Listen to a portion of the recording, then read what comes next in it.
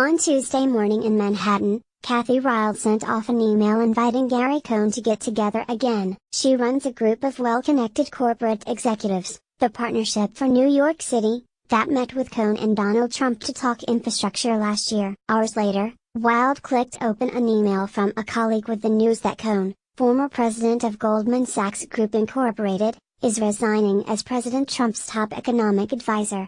So much for that, she said to herself. Yet as the news sunk in, Ryle grew worried.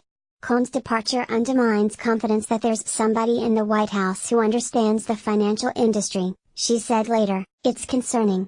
Trump and Cohn at the White House. On the campaign trail, Trump painted Wall Street executives as greedy villains. Then he tapped them for top roles across his administration, where they helped push for hefty corporate tax cuts and deregulation that the industry had craved for years. Now, with Cohn leaving the White House not long after former Goldman Sachs colleague Dinah Powell, the industry is troubled. It's losing friends on the inside. Serious people for more than a year. The nerves of the most powerful people in finance have been soothed by Cohn's presence in the White House. Days before Trump's inauguration, J.P. Morgan Chase & Company Chief Executive Officer Jamie Dimon explained in a Bloomberg television interview why he wasn't worried about the future of the U.S. Despite the incoming president's populist campaign, Trump was bringing on very serious people, the banker said, mentioning Cohn. Dimon went on to say some people were worried about Trump's unusual trade policy, but that it was blown out of proportion with such rational people at the helm. This week,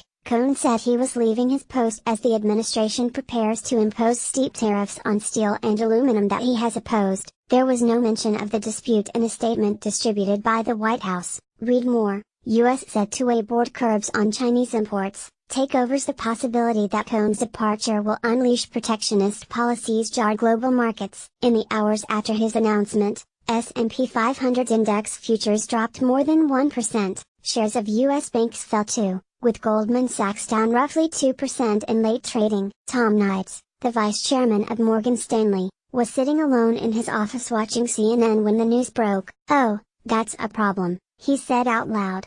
"You can like Gary or hate Gary, but experience matters, and Gary has plenty of experience." Knights, who was a deputy secretary of state during the Obama administration, said later, "And I think that's really important, in both calm markets and choppy markets." To be sure, banks are still getting their way on many fronts in Washington, especially when it comes to easing the rules passed in the wake of the financial crisis. The Senate is poised to advance a sweeping rollback that will cut the number of lenders considered too big to fail. Elsewhere, the Treasury Department has recommended many more tweaks. Slippery slope. Powell, the former deputy national security advisor, is going back to Goldman Sachs. But Steven Mnuchin, a former executive there, is still Treasury Secretary. The timing of Cohn's exit is what worries Tom Herrick, president of Luxon Global, the asset management division of Luxon Financial. "Coming in the middle of a slippery slope of trade threats is more disconcerting," he said. "What we get the next is hard to say." Lloyd Blankfein, Cohn's longtime boss at Goldman Sachs, said on Twitter that he is disappointed to see him leave. And Wild, whose group is co-chaired by the heads of Citigroup Incorporated and MasterCard Incorporated, will miss Cohn. "Gary," she said, "was one that we counted on.